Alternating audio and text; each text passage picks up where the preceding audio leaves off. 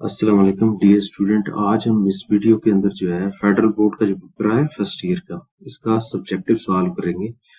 Objective की video मैंने upload कर दी है, वहां से जाके आप चेक कर सकते हैं। डिटेल में वहां पे भी सॉल्व करवाए हुए। तो ये भी क्वेश्चन जो है ना, सारे शॉर्ट क्वेश्चन और सारे लॉन्ग क्वेश्चन डिटेल डिस्कशन करते हैं। अब आप यहाँ पे देखिए, फर्स्ट पार्ट में वो क्या कहता है कि find the sum of geometric series. एक आगे सीक्वेंस लिखी हुई है अप टू 5 टर्म्स। सबसे पहले आप ये एक सीक्वेंस लिखेंगे जो ज्योमेट्रिक सीक्वेंस दी हुई है। वो कहते हैं कि आपने फर्स्ट 5 टर्म्स का सम फाइंड करना है। तो फर्स्ट टर्म आपके पास क्या गिवन है, 2/3 है। कॉमन रेशो क्या आ जाएगी, second term divided by first term. अब ये जो 3 है ये ऊपर जाके क्या हो जाएगा, मल्टीप्लाई -3/2 बन जाएगा। और यहाँ पे उसने क्लियर बताया हुआ है कि आपने जो सम फाइंड करना है वो 5 टर्म्स तक फाइंड करना है। तो n की वैल्यू क्या हो जाएगी, 5 हो जाएगी। तो नेक्स्ट जो फार्मूला आप लगाएंगे ज्योमेट्रिक के मुताबिक जो है सम का, Sn is equal to first term 1 minus r raised to power n divided by 1 minus r। आप यहाँ पे ये वाला फार्मूला भी लगा सकते हैं कि Sn is equal to first term r raised to power n minus 1 divided by 1 minus r minus 1। ये वाला फार्मूला भी अगर आप लगाते हैं इसी क्वेश्चन के ऊपर, तो आपका आंसर क्या करेगा, मैच कर जाएगा दोनों फार्मूलों से। ठीक है, सेम आंसर आएगा। तो अब आप यहाँ पे देखें, हमने सिंपल जो है इस फार्मूले के अंदर जो है ना, n की जगह क्या सबसे पहले पुट करना है, 5। तो यहाँ पे भी n की जगह 5 आ जाना था। तो a1 जो है इसकी वैल्यू क्या है, 2/3 है, ये पुट कर देंगे। r की वैल्यू नेक्स्ट स्टेप में इधर भी और इधर भी क्या आ रही है हमारे पास, -3/2, यहाँ पे पुट कर देंगे और यहाँ पे पुट कर देंगे। तो अब फर्दर क्या करनी है, आपने कैलकुलेशन करनी है। तो अब यहाँ पे देखें हमारे पास पावर कितनी आ रही है, 5 आ रही है। 8 पावर है तो नेगेटिव आउटसाइड आएगा, तो नेगेटिव नेगेटिव क्या हो जाएगा, पॉजिटिव। 3 रेज़्ड टू पावर 5 243 और 2 रेज़्ड टू पावर 5 32 बन जाएगा। और डिनोमिनेटर में माइनस माइनस क्या हो जाएगा, प्लस हो जाएगा। तो 3/2 लिख देना है आपको, सिंपल। अब नेक्स्ट काम क्या कर रहे हैं कि इधर आप यहाँ पे देखें, ये 1/1 लिख सकते हैं आप। इधर आप 1 डिवाइडेड बाई 1 कर लें और इधर भी 1 डिवाइडेड बाई 1 कर लें। तो डायरेक्ट कैलकुलेटर से भी आप इसको डायरेक्ट इसकी वैल्यू यहाँ पे लिख सकते हैं और इसकी वैल्यू भी डायरेक्ट कैलकुलेटर से नीचे आप लिख सकते हैं। तो अब आप यहाँ पे देखें, अगर कैलकुलेटर नहीं है तो आप सिंपल एलसीएम ले लेंगे। 32 एलसीएम आ जाना था। 32 1 के साथ मल्टीप्लाई हो जाएगा और ये 1 जो है इस नंबर के साथ मल्टीप्लाई हो जाएगा। और इसी तरह डिनोमिनेटर में भी 1 और 2 का एलसीएम क्या आ जाना था, 2 आ जाना था। 2 1 के साथ मल्टीप्लाई करना था, 1 जो है 3 के साथ। आप यहाँ पे देखें, 2 जो है 32 के साथ कैंसिल होगा 16 टाइम, और ये वाला 2 जो है 16 के साथ कैंसिल होगा 8 टाइम। हमारे पास फिर क्या वैल्यू बन जाएगी न्यूमिनेटर में, 32 + 2 43, और इसकी डिवीजन में आपने ये 3 और 8 आपस में मल्टीप्लाई करके लिखना था। तो ये हमारे पास वैल्यू क्या आ जाएगी, 24 आ जाएगी। इन दोनों को आपस में ऐड कर लेना था, 275, और डिवीजन में 2 + 3 5 आ जाएगा। अब ये 24 जो है डिवीजन में शिफ्ट हो जाएगा, ये 24 जो है इधर डिवीजन में शिफ्ट हो जाएगा। तो सिंपल आपने क्या लिखना था, 275 डिवाइडेड बाई 5 क्रॉस 224। अब 5 कैंसिल हो जाएगा इसके साथ 55 टाइम। तो ये फाइनल आंसर क्या बनना था, 55/24। अगर आप सेकंड ये वाला फार्मूला भी अप्लाई करते हैं तो सेम ही रिजल्ट बनेगा। अब नेक्स्ट जो है इसी का फर्स्ट पार्ट का सेकंड जो क्वेश्चन दिया हुआ था, वो क्या कहते हैं कि क्वेश्चन के अंदर कहते हैं कि sketch the graph of y is equal to 2 cos x for x की वैल्यू जो है ना, वो उसने बता दी है कि -π से ग्रेटर रखनी है और +π की तरफ तक लेके जानी है। ठीक है, तो अब आप यहाँ पे देखें, सबसे पहले सोल्यूशन में आपने क्या लिखना था, y is equal to 2 cos x, और x की रेंज आपने बता देनी थी। पाई का मतलब है माइनस 180, और इधर भी आपने पाई की जगह क्या लिख देना है, 180। मतलब x की जो रेंज है माइनस 180 से ग्रेटर देन आर इक्वल है और less than or equal to plus 180 है। तो अब आप यहाँ पे देखें x cos x लिखा हुआ है ना, जब आप टेबल बनाएंगे तो जस्ट x लिखा हो तो गैप आपने जो है ना 30 का रखना है, तो फिर अच्छा जो है ना ग्राफ बनेगा।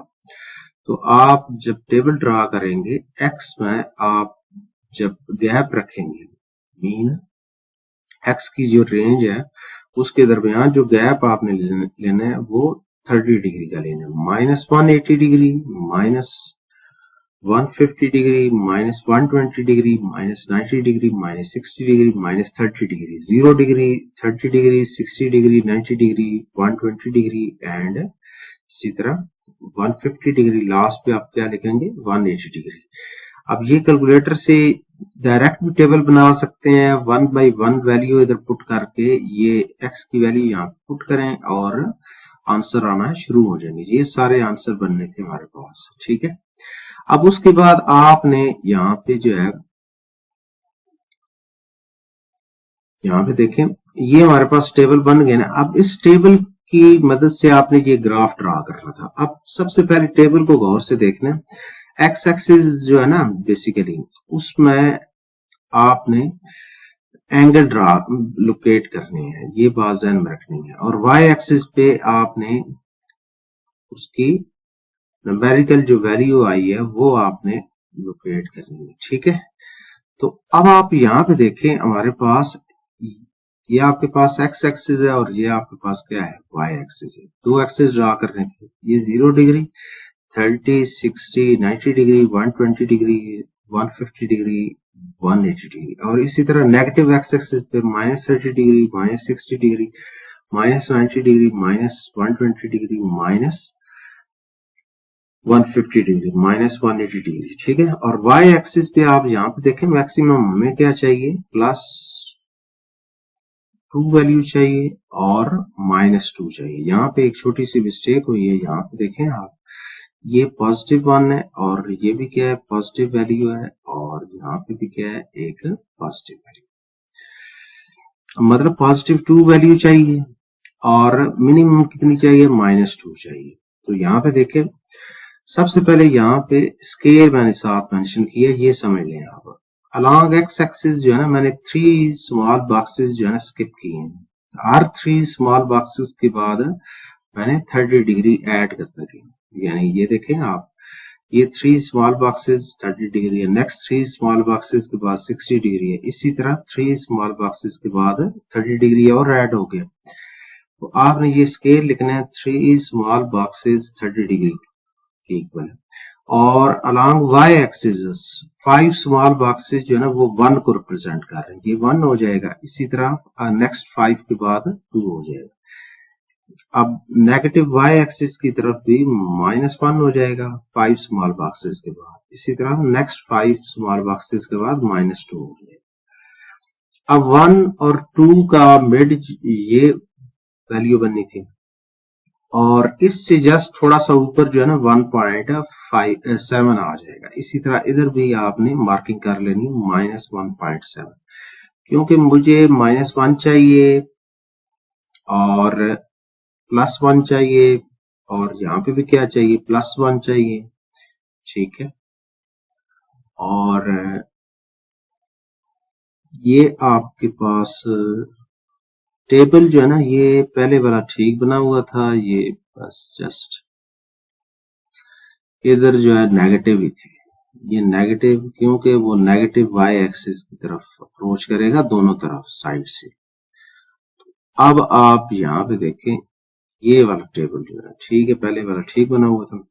अब आप यहाँ पे देखें -180 पे आपने -180 पे y की वैल्यू क्या है, -2 है ये, और इसी तरह -150 पे -1.7 ये वाला पॉइंट आ जाएगा, और -120 डिग्री पे -1 ये वाला पॉइंट, और इसी तरह -90 पे 0 ये वाला पॉइंट, और -60 डिग्री पे +1 ये वाला पॉइंट, और इसी तरह -30 डिग्री पे 1.7 प्लस, और 0 डिग्री पे 2 है तो ये पॉइंट आ जाएगा। इसी तरह ये वाले सारे पॉइंट आपने लोकेट करने, फिर उसके बाद फ्री हैंड से ये आपस में कनेक्ट कर देना था। स्केल का इस्तेमाल यहाँ पे नहीं करना, जस्ट जिधर जिधर पॉइंट जा रहे हैं कर्व को उधर मूव करवाते जाना है। तो फाइनल आंसर जो है ना आपके पास जो है ग्राफ का ये वाला बनना था। और साथ जो है आपने ये स्केलिंग जो है लाजमी मेंशन करनी थी, क्योंकि हर स्टूडेंट जो है ना अपने तरीके से करता है, ठीक है। जो एक्स एक्सिस पे स्केल मेंशन आप ले रहे होते हैं और वाई एक्सिस पे ले रहे होते हैं, तो हर स्टूडेंट अपने माइंड से कर रहा होता है, स्केल लाजमी मेंशन किया है। अब उसके बाद नेक्स्ट जो है क्वेश्चन वो क्या दिया हुआ है, ये थोड़ा डिफरेंट क्वेश्चन है, 7.4 के रिलेटेड है, ठीक है, थोड़ा टफ भी क्वेश्चन है। अब आप यहाँ पे देखें वो क्या कहता है कि find the last 2 digits of 12 raised power 11, कि इसके लास्ट 2 डिजिट आपने बताने हैं। अब ये काम नहीं करना कि कैलकुलेटर से इसकी वैल्यू फाइंड कर लें और ये बता दें, आपने मेथड फॉलो करना है, ठीक है। तो बाइनोमियल जो है ना थ्योरम की हेल्प की मदद से हम इसको सॉल्व करेंगे। यहाँ पे देखें 12 की पावर क्या आ रही है, 11 आ रही है, तो 12 को आप लिखेंगे 10 + 2 लिख लेंगे, ठीक है, होल पावर 11 आ जाएगी। अब यहाँ पे देखिए बाइनोमियल थ्योरम अप्लाई करेंगे, ये 10 जो है ए को रिप्रेजेंट कर रहा है और 2 जो है वो बी को रिप्रेजेंट कर रहा है, और 11 जो है ना वो आप एन को रिप्रेजेंट कर रहा है, ठीक है। तो ये बाइनोमियल जो है ना थ्योरम मैंने अप्लाई किया है। कैसे लिखेंगे, 11C0 10 रेज़्ड पावर 11, फर्स्ट की पावर क्या हो जाएगी 11, 11C1 फर्स्ट की पावर क्या हो जाएगी, एक लेस हो जाएगी, 11 है तो क्या हो जाएगी 10 हो जाएगी, और सेकंड की पावर क्या हो जाएगी 1 हो जाएगी। इधर सेकंड की पावर 0 है, ये बात ध्यान रखेंगे।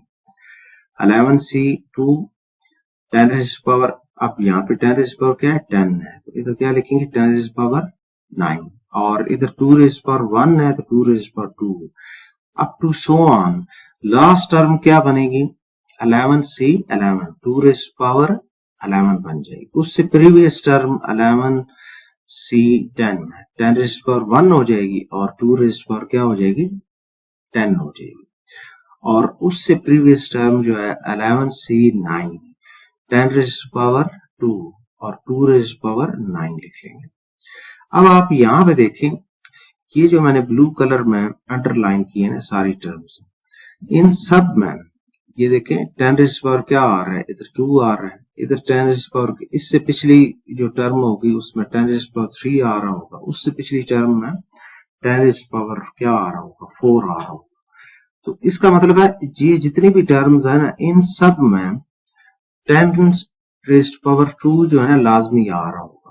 तो मैंने क्या लिखा है, आर terms are multiples of 10 square, मतलब ये सारी टर्म्स जो है ना 100 के मल्टीपल में लिखी हुई है, ठीक है। इसमें जस्ट 100 आ रहा होगा, इस उससे प्रीवियस टर्म में क्या आ रहा होगा 1000 आ रहा होगा, उससे प्रीवियस टर्म में 10,000 आ रहा होगा, उससे प्रीवियस टर्म में 1 लाख आ रहा होगा, उससे प्रीवियस टर्म में 10 लाख आ रहा होगा, ठीक है। तो इसी तरह चलते जाएंगे। यहाँ पे देखें ये जो इनिशियल टर्म है इसमें 10 रेज़्ड पावर क्या है 11 है, इसका मतलब है कि इन सारी टर्म्स के अंदर जो है ना 100 जो है ना लाजमी लिखा हुआ है, मतलब 100 के मल्टीपल में ये सारी टर्म्स लिखी हुई। और साथ क्या बात बताइए कि एक्सेप्ट लास्ट 2 टर्म्स, ये जो लास्ट 2 टर्म्स है इनमें 100 मौजूद नहीं है, इसमें जस्ट 10 है और इसमें क्या है जस्ट 10 की पावर क्या है 0 है, 10 की पावर 0 का मतलब 1 है। तो ना ही ये वाली टर्म 100 के मल्टीपल में लिखी हुई है और ये वाली टर्म भी 100 के मल्टीपल में नहीं है। तो आपने ये जो मैंने ब्लू वाली की है ना, आपने इस सारे का जो रिजल्ट है ना जर्नल शो कर देना है कि 100 क्रॉस m, m कोई भी नंबर है, इस सारे का जो भी आंसर आएगा वो 100 क्रॉस m प्लस, और ये last 2 terms as it is लिख देंगे। अब नेक्स्ट क्या करेंगे आप, अब हम ये जो टर्म है ना इसको क्या करेंगे नेग्लेक्ट करेंगे, क्यों निगलेक्ट कर रहे हैं? क्योंकि ये जो है ना 100 के डिविजिबल में लिखी हुई है, मतलब m के साथ क्या आ रहा है, 100 आ रहा है ना, तो ये वाली सारी वैल्यू जो है ये क्या हो रही है, 100 से डिवाइड हो रही है, कंप्लीटली डिवाइड हो रही है। तो मैंने क्या लिखा है, neglected 100m as it is divisible by 100 for all m belong to z। ये जो m है ये z को बिलोंग कर रहा है, मतलब इंटीजर्स को। अब ये m की वैल्यू -1 भी हो सकती है, नेगेटिव तो नहीं होगी, सारी पॉजिटिव ही होंगी, ये बात ध्यान रखनी है। तो पॉजिटिव इंटीजर्स होंगे, ठीक है। तो 2, 3, 4, 5, 6, 10 कुछ भी हो सकती है, वो तो एग्जैक्ट अगर आप कैलकुलेट करना चाहते हैं फिर तो आपको हर टर्म की वैल्यू फाइंड करनी पड़ेगी ना। तो आप यहां पे देखें, ये जो लास्ट 2 टर्म्स है ना,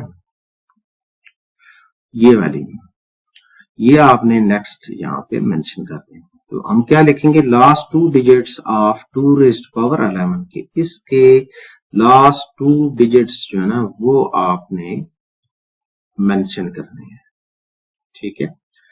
तो अब यहां पे 12 आपने मेंशन कर लेना, ये बेसिकली 12। तो अब नेक्स्ट देखें हमारे पास फिर क्या वैल्यू बन जाएगी, 11C10, इसका कैलकुलेटर से आंसर फाइंड करेंगे, 11 आ जाएगा, 10 एज इट इज आ जाएगा, 2 रेज़्ड पावर 10 1024 के इक्वल होता है। 11C11 ये 1 हो जाएगा, 2 रेज़्ड पावर 11 2048 हो जाएगा। आप इन तीनों को मल्टीप्लाई करेंगे तो ये आपके पास टोटल वैल्यू आ जाएगी सारी, प्लस एज इट इज आ जाएगा, ये वाला नंबर एज इट इज आ जाएगा। अब यहाँ पे देखें ये लास्ट 2 डिजिट्स इधर क्या आ रहे हैं, 40, वो लिख देंगे, और इधर लास्ट 2 डिजिट क्या है, 48। इन दोनों को आपस में क्या कर लेंगे, ऐड, ये आपके पास फाइनल आंसर आ जाएगा कि 12 रेज़्ड पावर 11 के लास्ट 2 डिजिट क्या बनेंगे, 88 के इक्वल बनेंगे। अब नेक्स्ट पार्ट देखें आप, सेकंड पार्ट, वो क्या कहता है, सेकंड पार्ट के 2 क्वेश्चन दिए हुए थे ना, तो आप आर के बाद वाला जी क्वेश्चन था कि find the rank of matrix. ये मैट्रिक्स दी हुई है, तो आपने इसका क्या फाइंड करना है, रैंक फाइंड करना है। तो सबसे देखें पहले क्या काम करना था, फर्स्ट रो में ये फर्स्ट पोजीशन 1 के इक्वल होनी चाहिए, ये 1 ऑलरेडी है, तो आपने इस 1 की मदद से इस 2 को और इस 1 को 0 बनाना है। तो सिंपल काम क्या करना था, 2 किस रो में, सेकंड रो में, फिर प्लस 2 का अपोजिट क्या होता है, -2 लिखना था, और ये 1 किस रो में लिखा हुआ है, फर्स्ट रो में लिखा हुआ है, तो फर्स्ट रो लिख लेंगे, और फाइनल रिजल्ट किस में लिखना है, मैंने सेकंड रो में लिखना है। तो यहाँ पे देखें जब आप ये ऑपरेशन लगाएंगे तो ये वाला आंसर हमारे पास बन जाना था 0 0 0। कैसे बनेगा, -2 इसके साथ मल्टीप्लाई करेंगे 1 के साथ, इसमें ऐड करेंगे तो 0 हो जाएगा, -2 इसके साथ मल्टीप्लाई करेंगे -4 में ऐड करेंगे 0 हो जाएगा, 3 के साथ जब -2 मल्टीप्लाई करेंगे तो -6 हो जाएगा, +6 में ऐड करेंगे तो आंसर फाइनल क्या हो जाएगा, 0 हो जाएगा।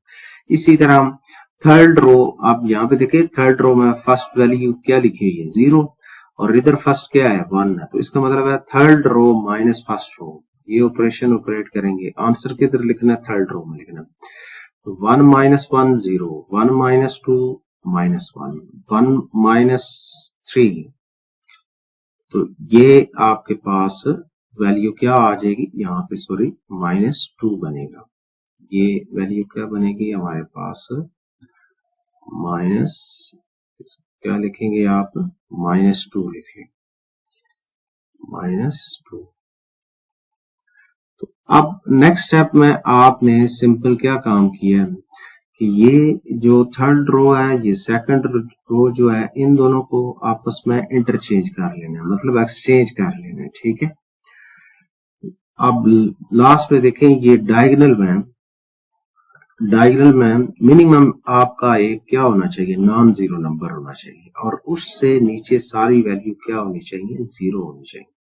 ये आपकी क्या बन गई है, एचलन फॉर्म बन गई है। जब एचलन फॉर्म बन गई है तो इसमें देखें थर्ड रो तो सारी 0 रोज है ना, इसमें सारे एलिमेंट 0 पड़े हुए हैं, तो ये फर्स्ट और सेकंड रो जो है ना, ये आपके पास नॉन जीरो रोज में शामिल है। तो नंबर ऑफ नॉन जीरो रोज कितनी बन रही है? 2 बन रही है। तो इसका फाइनल रिजल्ट आप क्या लिखेंगे? Rank is equal to 2। ये आपके पास फाइनल रिजल्ट आ जाएगा। इसका रैंक क्या बनेगा? 2 के इक्वल बन जाएगा। अब नेक्स्ट पार्ट देखें, थर्ड पार्ट, उसका फर्स्ट क्वेश्चन जो दिया हुआ था थर्ड पार्ट के अंदर।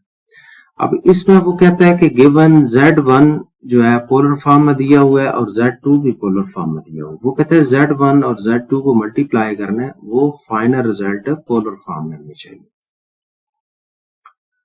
तो अब आप यहां पे देखिए, सबसे पहले आपने जो काम करना है, जो क्वेश्चन दिया हुआ है उसके अंदर Z1 की जो फॉर्म दी हुई है ना, वो पोलर फॉर्म में दी हुई है, वो सबसे पहले ये मेंशन कर लेंगे और Z2 की वैल्यू सारी मेंशन कर लेंगे। अब इन general polar form of complex numbers जो होते हैं ना, वो ये होते हैं Z1 is equal to R1 cos θ1 plus iota sine θ1। और दूसरा अगर complex number Z2 polar form में रिप्रेजेंट करना है, R2 cos θ2 plus iota sign θ2। ये बात ध्यान में रखनी है कि जो एंगल इस इधर है वही एंगल उस इधर होना चाहिए, सेम होना चाहिए। यानी θ1 cos के लिए और साइन के लिए भी वही एंगल होना चाहिए θ1। और यहाँ पे cos के लिए एंगल क्या है? θ2 है। और साइन के लिए भी वही सेम एंगल रखना है आपने।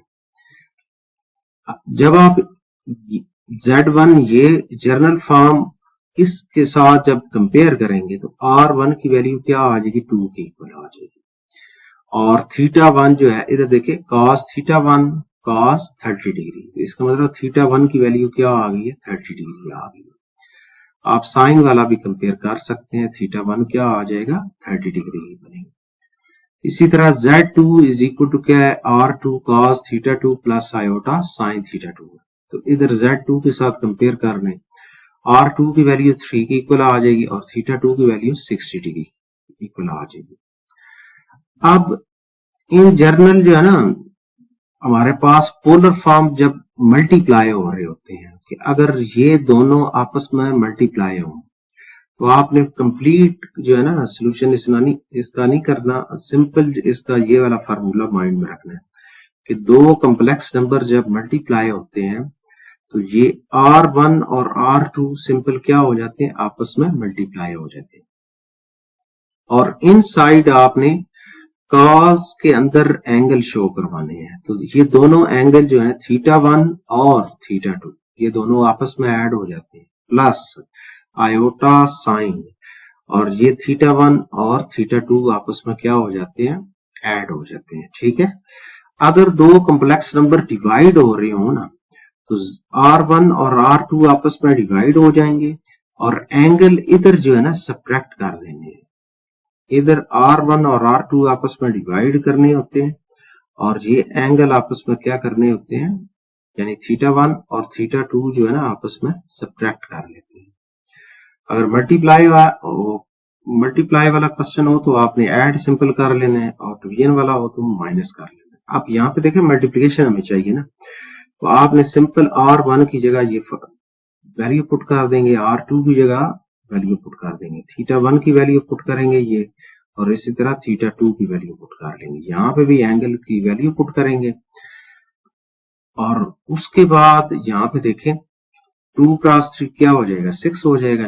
30 प्लस 60 क्या हो जाएगा? 90 डिग्री हो जाएगा। इधर भी 30 प्लस 60 डिग्री 90।